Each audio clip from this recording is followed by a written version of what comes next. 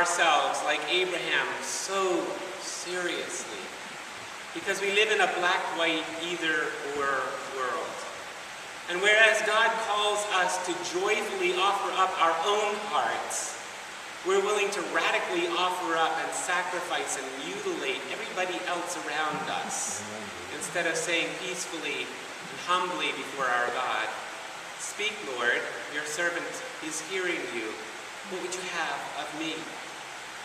You're a unique gathering of people here today. We've just spent, many of us, a few days together. And one of the high callings to those of us who accept the call to be companions in faith to those who are beginning their journey is to be present to them and their Canaanite understandings of God's hopes and calls for us. Let me unpack that just a little bit. Many of us, especially in this part of the world, come from an evangelical mindset that has mixed in false understandings of God's sense of urgency for the world.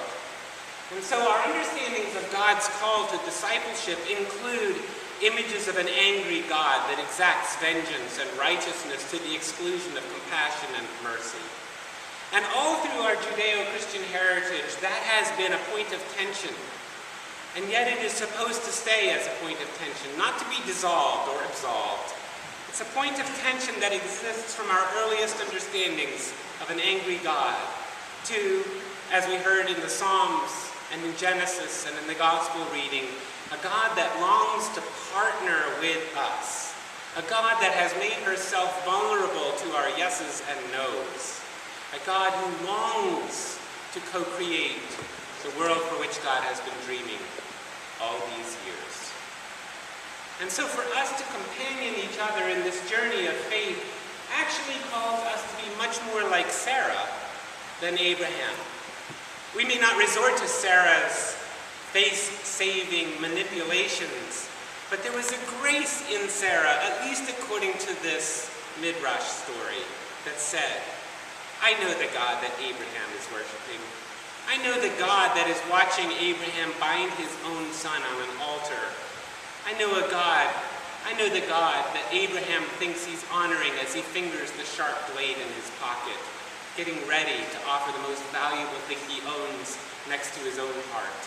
I know the God that really speaks to Abraham outside of these crazy schemes. And because I know that God, I can be incredibly patient until Abraham knows that God too. And I can celebrate the little moments when the Abrahams of our lives, the husbands, the wives, the children, the parents that don't quite get it yet. I can celebrate the little moments when they catch a glimpse that God will provide, that it's not up to me to make it happen, that this God of compassion understands our craziness and is still present to us, that this God will not forsake us. And I know that because I had a Sarah in my life.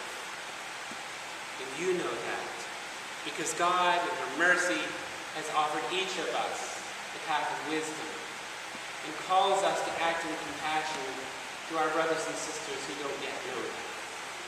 Our high calling this morning as we read these passages is to be celebrants of the evidence that God is with us. And whether you find that evidence in a garden or a seminary or in a vocational discernment process or in the tedium and the mundanity of your daily life, your high calling is to celebrate that presence such that we no longer sacrifice our sons and our daughters to appease an angry God that only wanted our own hearts.